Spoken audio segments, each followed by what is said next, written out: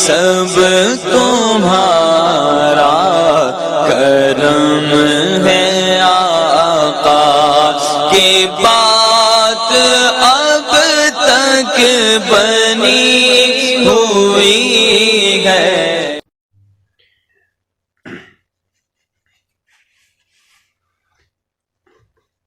اعوذ باللہ من الشیطان الرجیم، بسم اللہ الرحمن الرحیم۔ ناظرین، آج ایک اور ویڈیو کے ساتھ حاضر ہوں، اور آج میں آپ کے سامنے ایک بہت ہی خاص عنوان پر بات کرنے کے لیے جا رہا ہوں۔ حال ہی میں مرزا محمد علی انجینئر نے ایک کلپ اپلوڈ کیا جس کا عنوان یہ دیا کہ جمعہ کے خطبوں میں علماء کی قصے اور کہانیاں، اور ثاقب اعظم مصطفی اور دیگر علماء اہل سنت پر ایک اس طرح کی ہٹ کیا گیا اور ایسی تنقید کی گئی کہ یہ علماء قرآن اور حدیث نہیں سناتے بلکہ کیا کرتے ہیں، جمعہ کے خطبوں میں قصے اور کہانیاں سناتے ہیں۔ ناظرین، میں آپ کے سامنے جو بات کرنے جا رہا ہوں، آپ صرف فقط ایک لمحے کے لیے سن لیں، اس کے بعد آپ ذرا تنہائی میں بیٹھ کے فیصلہ کریں کہ مرزا صاحب کی جو علمی حیثیت ہے وہ کیا ہے۔ فیصلہ آپ نے کرنا ہے۔ اب جو مرزا صاحب نے ایک انگوشتی تنقید اٹھائی، اور وہ اس بنیاد پہ اٹھائی کہ مرزا صاحب جو ہے وہ قصے اور کہانیاں کہتے ہیں، جی بیان کرتے ہیں، لفظ قصہ استعمال کیا، اور کہانی اور قصہ ایک ہی فروز لغات میں دیکھیں آپ تو معلوم ہوگا کہ قصے کو ہی کہانی کہتے ہیں، واقعے کو کہانی کہتے ہیں۔ تو قصہ کا جو معنی ہے لغوی، قصہ یا قصو، قصہ تن، قصص یعنی اسی کا ماخذ ہے۔ تو قصہ کہتے ہیں کہانی کو، واقعے کو، کسی خبر کو بیان کرنا، بیان کرنے کو قصہ کہتے ہیں، یعنی کسی خبر کو بیان کرنا قصہ کہلاتا ہے۔ اور یقین جانیے، قصہ کا جو مرزا صاحب نے تصور پیش کیا کہ قصہ کسی جھوٹی اور من گھڑت اور اس طرح کی چیز ہوتی ہے، قطعاً یہ ایک غلط نظریہ پیش کیا گیا جو کہ اسلام کے بالکل مخالف ہے۔ اور جو مرزا صاحب نے یہ اعتراض کیا بڑی معذرت کے ساتھ، اس طرح کے اعتراضات آج بھی آپ دیکھیں یوٹیوب پر، اور اس سے پہلے بھی آپ دیکھیں تاریخ میں، کفار اب بھی اور پہلے بھی یہ اعتراض کرتے تھے قرآن پر کہ قرآن کے اندر تو قصے کہانیاں ہیں، اور آج وہی اعتراض ایک نئے انداز سے مرزا صاحب کر رہے ہیں۔ اب آپ اس کی حقیقت دیکھیں، میں آپ کو دکھاؤں گا قرآن کے اندر بھی اور حدیث کے اندر بھی قصہ کے مختلف طرق۔ سب سے پہلے کہ قصہ بیان کرنا یہ رب تعالیٰ کی سنت ہے۔ قرآن کریم کے اندر جا بجا قصے بیان ہوئے ہیں۔ آگے چل کے میں کچھ آیات کریمہ کی ریفرنس دے دوں گا، آپ خود وہ جا کے پڑھ لیجیے گا۔ اور اس کے علاوہ دوسری چیز جو ہوئی وہ یہ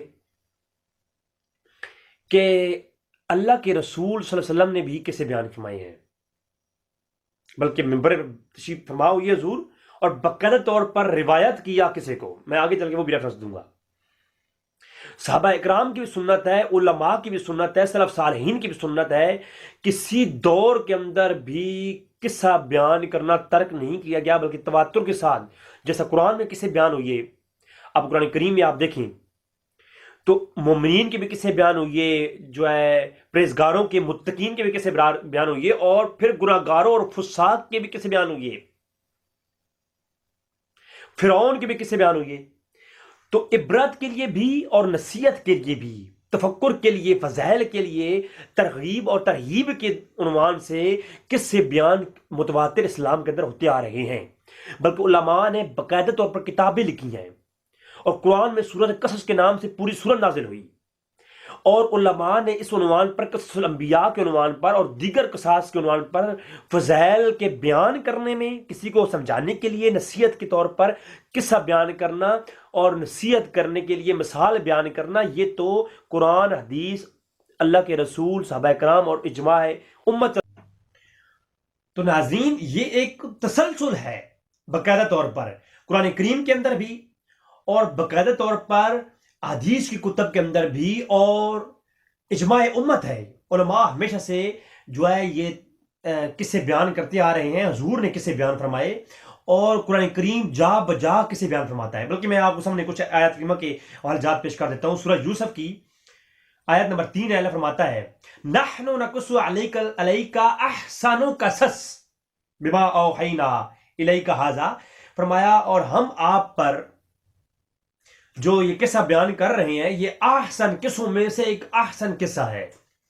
अगर ये किस्सा बयान करना गलत है तो कुरान करीम की आयत, ये जहल और बड़े दर्जे का आदमी इस तरह के एतराजात कर सकता है। बल्कि आप आगे देखें सूरह यूसुफ की आयत नंबर 111 देखें आप, अल्लाह फरमाता है लक़द कान फी क़ससिहिम इब्रतन लिउलिल अलबाब। अब आप खुद बताएं मुझे, लक़द कान फी क़ससिहिम, और यकीनन उनके वाक़यात में अक्ल और होश रखने वालों के लिए इबरत है। तो इबरत के तौर पर वाक़या अल्लाह बयान फरमा रहा है, इबरत के तौर पर हुजूर ने वाक़यात बयान फरमाया। हदीस की कुतुब में बाकायदा बाब है, उन्वान है, वो आगे चल के थोड़ा सा बताऊंगा मैं, क्योंकि मैं इस उन्वान पे अगर बात करना चाहूं तो ये तो एक जहलाना एक अंदाज है, उसका सिर्फ रद्द करना चाहता हूं, वरना इस उन्वान पे अगर बोलना पड़ जाए तो मैं कहता हूं एक तवील नशिस्त दरकार है। ये कोई जाहिल किस्म का शख्स ही कह सकता है कि जनाब ये आप जो है ये किसे बयान करना, ये तो मनगढ़ंत कहानियों है। अच्छा, इसके आगे आप देखिए सूरह सूरह कसस पूरी इसी इसके अंदर, कसस के अंदर आयत नंबर 125 है, सूरत हूद की आयत नंबर 120 है, सूरत तौहा की आयत नंबर 99 है। तमाम ये किस्सों का जिक्र और लफ्ज़ किस्सा इस्तेमाल हुआ इन आयतों के अंदर, ये सिर्फ वो बता रहा हूं, वरना किस्सों का बयान एक तवील बयान है। सूरह कुरान की सूरत आराफ के अंदर, सूरत आराफ की आयत नंबर 176, बल्कि मैं आपसे पेश करता हूं ये सूरत हूद की आयत नंबर 120। अल्लाह अकबर।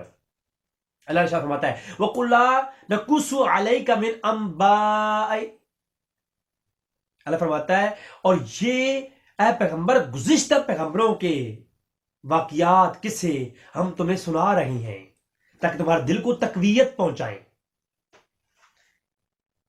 किस्सों से तो दिलों को तकवीयत पहुंचती है। सूरत हूद की आयत नंबर 120 आप देख लें।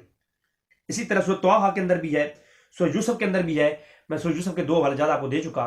सूरह आराफ देखें आप, और इसी तरह सूरह आराफ की आयत नंबर 176 में अल्लाह ने इरशाद फरमाया फकुसिल कससन लअल्लहुम यतफक्करून, कि हम तुम पर जो ये किस्से बयान करते हैं इसलिए ताकि तुम इसके अंदर तफक्कुर करो, यतफक्करून, ताकि तुम इसके अंदर क्या करो, तफक्कुर करो, फिक्र करते रहो।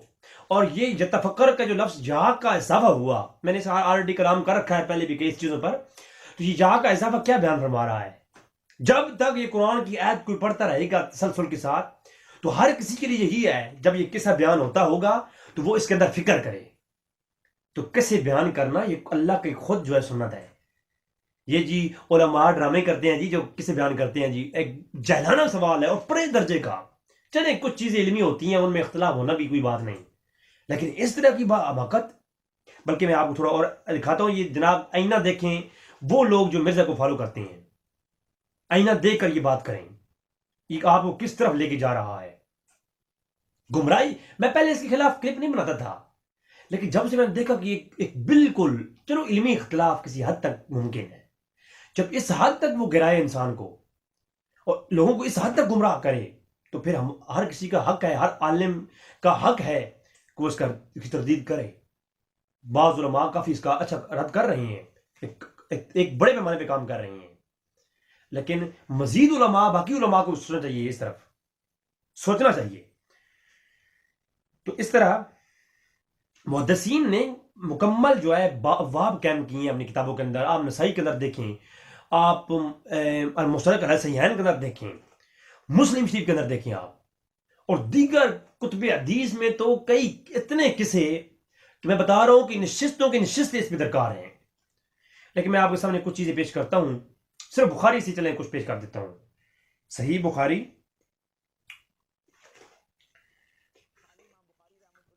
सबसे पहले सही बुखारी का,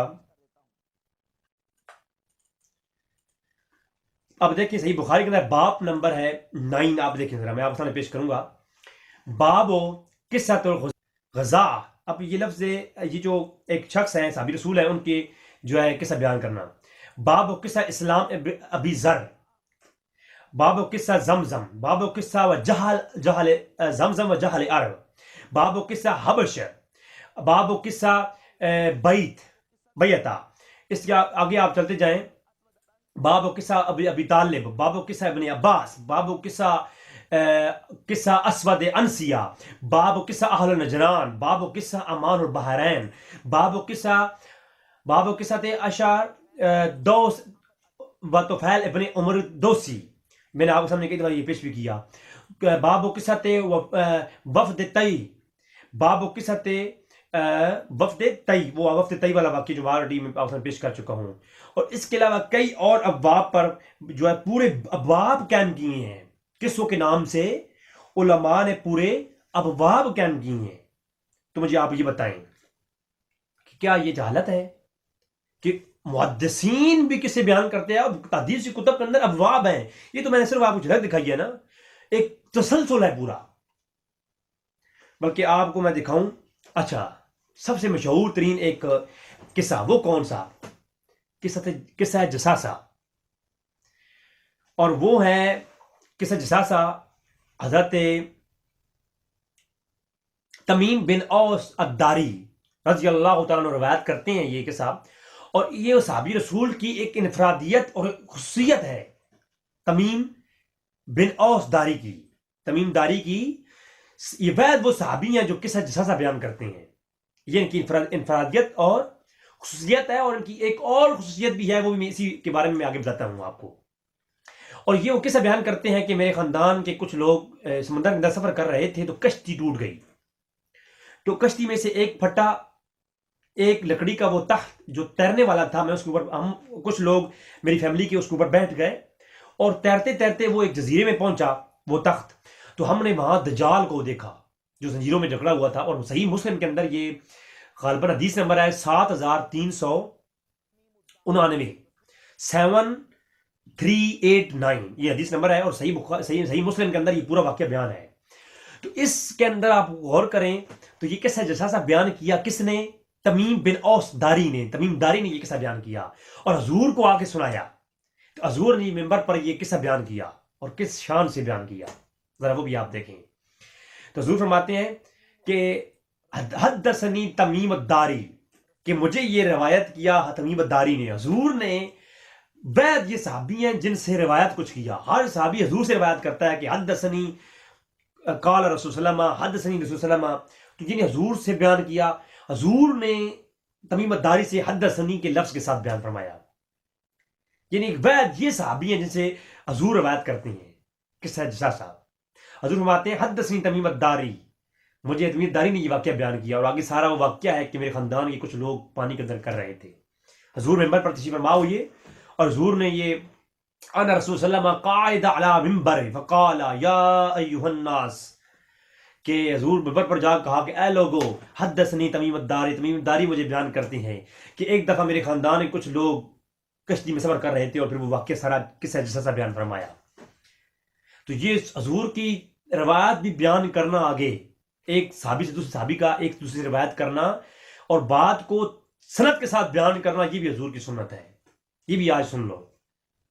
اور اسی طرح حضور کی یہ سنت ہے، اور قصے بیان کرنا بھی حضور کی سنت ہے، کسی اور سے سنا اور وہ قصہ بیان کرنا یہ حضور کی سنت ہے، لیکن ہو قصہ صحیح، جھوٹی بات، قصوں کے علاوہ کوئی اور جھوٹی بات بھی ہو تو وہ بھی آگے بیان کرنا حرام ہے۔ جھوٹ اور چیز ہے، قصہ عبرت کے لیے، نصیحت کے لیے بیان کرنا، باقاعدہ طور پر اس کی محفلیں سجائی گئی ہیں اور صحابہ کرام نے سجائی ہیں۔ بلکہ میں آپ کے سامنے یہ بھی آپ تھوڑی سی بات کر دیتا ہوں کہ تمیم الداری وہ شخص ہیں جنہوں نے سب سے پہلے مسجد نبوی کے اندر قصوں کی محفل کا انعقاد فرمایا۔ بلکہ میں آپ کے سامنے اس کے بھی حوالہ پیش کر دیتا ہوں، آپ سنیں کہ مرزا محمد انجینئر کہتا ہے کہ ابن اسیر جزری رحمۃ اللہ تعالی علیہ اہل سنت کے بہت بڑے امام گزرے ہیں، ان کی تعریف کی ہیں کئی لیکچرز میں۔ تو ابن اسیر جزری جو ہے وہ اسد الغابہ کے اندر جلد نمبر 1 صفحہ 248 پہ، اور ترجمے کا نمبر ہے 515، کہتے ہیں کہ ایک دفعہ حضرت عمر فاروق کے پاس آئے تمیم الداری اور ان سے اجازت چاہی کہ کیا میں مسجد نبوی کے اندر محفل منعقد کر سکتا ہوں اور کسے بیان کر سکتا ہوں؟ تو حضرت عمر فاروق نے اجازت دے دی، اور عمر فاروق نے جو ہی اجازت دی تو آپ نے وہیں پر کھڑے ہوئے اور تمام لوگوں کو کسے بیان فرمائے۔ تو قصوں کی باقاعدہ طور پر محفلیں انعقاد کی گئی مسجد نبوی کے اندر، اور اسی بات کو ابن جوزی، عبد الرحمن ابن جوزی جن کا صنفات 579 ہجری ہے، الصفوات الصفا کے اندر اس کو بیان کرتے ہوئے یہ کہتے ہیں ابن جوزی صفحہ 268 پہ جلد نمبر 1، اور اسی کو امام ذہبی سیر العلان و بلا کے اندر جلد نمبر 7 اور صفحہ 77 پر سیم ایز اٹ از وہی چیز کہتے ہیں. وہ کہتے ہیں کہ جو ہے عمر فاروق رضی اللہ تعالیٰ عنہ سے اجازت چاہی، کس نے؟ عمر بن خطاب سے اجازت چاہی تمیم داری نے. وقان اول من قصص استذن عمر بن خطاب رضی اللہ تعالیٰ فی ذالک فاذن له فهو اول من اسرج سراجا فی المسجد، کہ سب سے پہلے مسجد کے اندر کسوں کی محفل سجا کر کے چراغاں کیا ہے تمیم داری نے. ایک تو یہاں یہ سوال بھی ہوتا ہے نا کہ جی مسجد کے اندر یہ چراغاں کرنے کا جواز کہاں سے حاصل کیا؟ مسجد کے اندر چراغاں کرنے کا جواز کہاں سے ہے؟ کیا یہ تو لڑیاں لگا کے محفل کر سکتے ہو؟ بھائی وہ بات، یہ مسئلہ ہے پہلے تمیمت داری اور ابن اثیر جزری پر اور ابن جوزی پر بولو، پر ان پر کلام کرو اور ان کا رد کرو، پھر ہماری بات بعد میں آئے گی. انہوں نے باقاعدہ طور پر محفل کا انعقاد کیا، عمر فاروق نے اجازت دی اور تمیمت داری نے کسوں کی محفل سجائی، اور سب سے پہلے یہ بدعت حسنہ مسجد نبوی کے اندر چراغ کرنے کی ایجاد کی تمیمت داری نے. 3 حوالے میں نے آپ حوالے کیے ہیں، پہلے ان کا رد فرمائیے پھر اس پہ مزید کلام بھی کریں گے. تو ناظرین، قصہ بیان کرنا یہ اللہ کی سنت ہے، اللہ کے رسول کی سنت ہے، الغرض کہ وہ جھوٹا نہ ہو. اب یہ کہتے ہیں جمعہ کے خطبوں میں، بھائی جمعہ کے خطبہ میں علمی بات تو نہیں ہو سکتی نا، ترغیب کے لیے، اصلاح کے لیے کسے بیان ہوں گے جیسے قرآن نے کیے ہیں باجا بجا. اب علمی بات ہر بندہ جمعے کے خطبے میں آنے والے عالم تو نہیں ہوتے، ان کو ہر علمی بات تو نہیں کر سکتے ہم. وہاں اگلوں کے ذہنوں کے مطابق یہ حکم آپ یاد رکھیں، اور جس قول پہ آپ غور و فکر کریں، یہ امر ہے اور یہ حکم ہے کہ لوگوں کے ذہنوں کے مطابق اپنے بیان کرو، ان کے عقلوں کے مطابق بیان کرو. علمی بات ہر جگہ بیان کریں گے تو عوام کیسے سمجھے گی؟ لہٰذا عام موافل کے اندر اور عوام کول کے لیے کس سے بیان ہوں گے تاکہ وہ جو ہے اس سے عبرت حاصل کریں، اور برے لوگوں کے بھی ہوں گے عبرت کے لیے، اور اچھے لوگوں کے ہوں گے ترغیب اور ترغیب اعمال کے لیے، فضائل کے لیے. اللہ تبارک تعالیٰ سے دعا ہے کہ رب تعالیٰ ہمیں حق جاننے کی توفیق عطا فرمائے اور ایسے دھوکوں اور فراڈیہ لوگوں سے بچائے. وما علینا الا البلاغ المبین.